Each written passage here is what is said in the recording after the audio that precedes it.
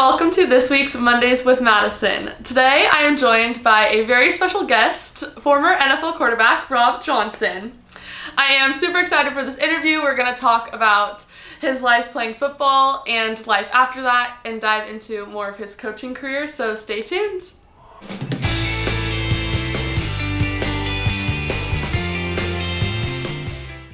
Alright, so let's jump right into the questions. So you've had an amazing football career, which started in middle school and lasted through 12 years of the NFL and eventually a Super Bowl win. So for those who don't know about your story, tell us a little bit about it.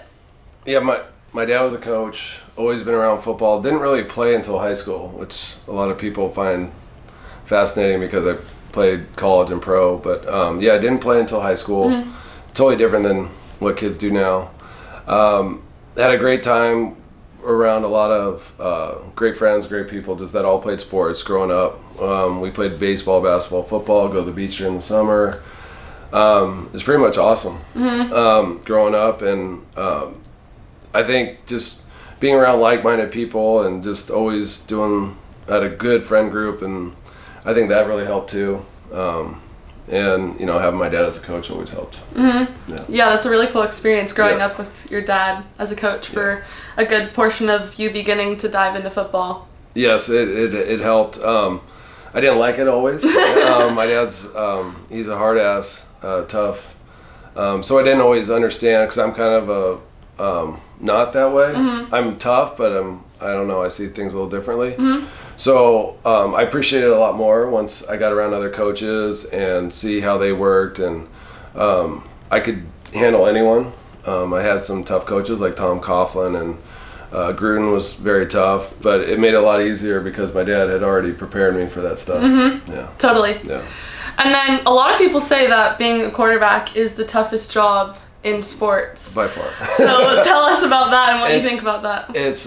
It's getting a little, it's not easier now, but you know, with you know, the communications in the helmet, I know a lot of coaches help out the quarterbacks at the line, and they can't get hit as much as they used to. But how I would describe playing quarterback, like for people that play golf, pretend like you're about to hit a golf ball. You tee it up, and you have 3 seconds to hit the ball after you tee it up. And as you're gonna hit it, someone's gonna blindside you in the back, and you probably know that. And then as you're about to hit the ball, the fairway moves. And then that's how we kind of describe playing quarterback. Besides all the mental, physical, I don't know, toughness that it takes to play it, you also have to have great people around you. You have to have great coaches. That matters tremendously, your team. I mean, football is the ultimate team sport. I'm sure soccer is similar. If someone doesn't do their job, the play usually doesn't work, especially offensive football. And so there's a lot of moving parts, a lot of stuff that has to come together to, you know, that, you know, helps playing quarterback, but it's tough. I don't want to put down any other position or sport, but I know I'm biased, but I think it is by far the toughest. Yeah. Speaking of your football career, is there a favorite memory or story that you have that not a lot of people know about? Oh, jeez. You know, a lot of people don't know anything. It was so long ago. But, just probably the weirdest situation was probably the Music City Miracle game where the Tennessee Titans returned a kickoff to beat us. But on the go-ahead drive, when we took the lead, one of the Tennessee Titans ripped my shoe off. And my left tackle, who was my center, who moved out there, Dusty, threw it into the stands because the ref was like, "Rob, you got to get out." And I'm like, the time was going, so I was like, "Are you going to give me a timeout?" He's like, "No." So I played like 2 plays without a shoe on. So that's probably the weirdest, the strangest thing that ever happened. But, yeah, that is. Yeah. They called me Shoeless Rob Johnson instead of Shoeless Joe Jackson. Is it Joe Jackson? Shoeless, yeah. That's so funny. Yeah, that was definitely memorable. You won't forget that one. No, won't forget that. I had a lot of heartbreaks in college. We played an awesome game. I think it was the last time SC played UCLA for the Rose Bowl in front of 100,000. Played one of the best games I ever played, and then I threw a pick on the 2-yard line to end the game. And to hear 100,000 people go silent, and there was like 5,000 UCLA fans screaming. That was memorable in the other way. I've had a lot of heartache that way, but lost a lot. Like, there's a fine line between success and failure. But yeah, it all helps make, you know, the person you are. Right. Yeah. Shapes how you play in the future. Exactly. Yeah. So after your NFL career, you came back and coached with your dad at Mission Viejo High School, and you also coached Elite 11 camps and just a ton of other quarterbacks. So describe that experience coaching. It was like, at first when I just got done playing, I wasn't ready to coach. I still thought as a player, and I actually tell people now I wish I would have coached before I played. Even being a coach's son, I understood the game, but you never understand it until you coach it, and you really understand what coaches want and what they expect from you. A lot of time players fight what the coaches are trying to do, you know, as far as game plan. You think you know better, you're out there, but the coaches know it, and they spend hours doing it. And just to have that trust in a coach, I wish I would have coached before I played. It was amazing working with my brother and my dad. And, you know, we're still working with NFL guys. Colt McCoy was one guy we worked with for months. And Elite 11, like, we worked with Tim Tebow. We worked with Sanchez forever, Carson Palmer, Kirk Cousins since high school. Kirk's a great guy, one of the best guys around. Greg McElroy was a good kid that we worked for a while. I know he's an Alabama guy. I'm trying to think of Texas guys, if there was anyone besides Colt. I don't think so. But yeah, we work with a ton of guys. Yeah. I mean, my dad would see, even when I played, like Aaron Rodgers would come back, Drew Brees. My dad was kind of the guy before, I guess, Jordan Palmer is now. But yeah, so a lot of legendary guys. It was fun. You know, our high school guys got to, you know, they'd get pulled out of class to go catch from, you know, these amazing quarterbacks. That's so cool. It had to be a good experience for them. Yeah. Yeah. And I bet it shaped their game into how they play. And one of the now. best kids we ever work with, and is Aaron Hernandez. Really? I tell it to everyone, yeah. I know he had some demons and some stuff, but I don't judge. But to me, like, he'd water fight with my girls. I have 2 girls. 2 boys too, but they went around. Water fight with them. He'd come over, swim, barbecue. No way. Yeah, he'd hang out in the quarterback because I would coach. We'd have quarterback meetings, and he was a receiver tight end, and he'd be in there. He was just a good dude. Yeah, I don't know what happened. Drugs are bad. Yeah, seriously. Yeah. And then currently, you see the game from a pretty hands-on vantage point. So, what do you think of the current state of football, whether that be college or NFL? All right, so I love the rule changes because my kids are going to play, and they protect the quarterback a lot more.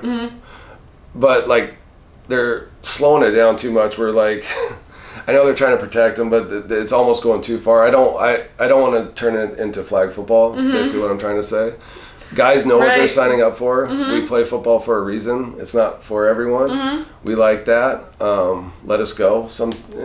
But. You know, for the most part, not using your helmet, that's good, and they take care of the guys a lot better. More protective. More protective. I mean, the plays, honestly, I mean, they haven't really changed too much. There's not only so much you can do. Like, the formations have changed, personnel has changed. You know, they're quick tempo, but now they've caught up to that, so it's going back and forth. But it's pretty much the same. I mean, as far as that goes. They've opened up the game, like, for passing, for all the stats because of fantasy, so I wish I'd have played now. And it's funny when they always compare stats. They're like, oh, Troy Aikman only threw for this much. Troy Aikman was better than most of the quarterbacks.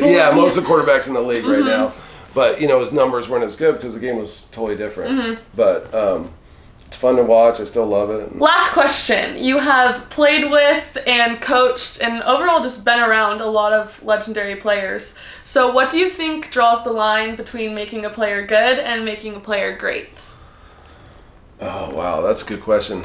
I think a lot is obviously work. Like, you have to have talent, and you have to, like, to make a professional, usually it's the work ethic when it meets the talent. Like, you have to have both. Like, a lot of times in college, you'll see the guys that are extremely talented that never pan out. Like the 5-star recruits that don't even ever play. It happens all the time. So you get that, and then you got to get a little lucky. I mean, the harder you work, the luckier you get, I always say. But you have to have a break. You have to be ready for your opportunity when it arises. You have, like, my break came when I was in Jacksonville. I had a great coach, I had a great offense, I had a great offensive line, and everything clicked. Like, what if I was with, I don't know, the Bengals at that time who weren't very good? Or, I was drafted somewhere else. So a lot of it is circumstance, but you have to be ready for that opportunity. I was, thankfully. But, so I think it's just work ethic with talent, and then you get that timing of... And taking the opportunities you're given. Right, yeah. And coaches help. You got to have a good coach. Like, would Jared Goff be as good if he didn't have McVay? Like, with Fisher, he's out of the league. Drew Brees, when he was with the Chargers, was, like, he was done. Right. I remember that. They drafted Phillip Rivers. Phillip Rivers held out. Drew took over, like, took that opportunity. Rest is history. He's a Hall of Famer. But, like, that, I mean, it's just, especially for quarterback, Yeah, circumstantial. Yeah, like, if you're a DN, you can rush the passer. I mean, that's just, Totally. Yeah, so I'm speaking, for quarterbacks. From experience. Yeah. Yeah. And then last thing before we go, do you have any tips for anyone who is looking to make it to the NFL or even with coaching? So just keep playing. That's what I tell kids all the time. Just have fun. Like, anytime you're doing something you love, you're generally going to do better at it, and you're going to work harder. Like, the specialization is really tough for me when I see it, and I get it because, like, these club sports, everyone's going year round. But at 11 or 12 years old, you don't know. I didn't even play until high school, like I said. Just play, do stuff. Just keep playing, play sports, play all the time, and find what you love to do and keep doing it. Yeah. Well, thank you very much for being on this week's Mondays with Madison. I have loved having you. And then, actually, starting in February, I'm going to be doing videos every other Monday because we are picking our soccer season right back up with everything happening, and we will be deep in training and deep in school. So I'm going to do every other Monday just so I can have quality content for you all to watch. So with that being said, see you later, sports fans.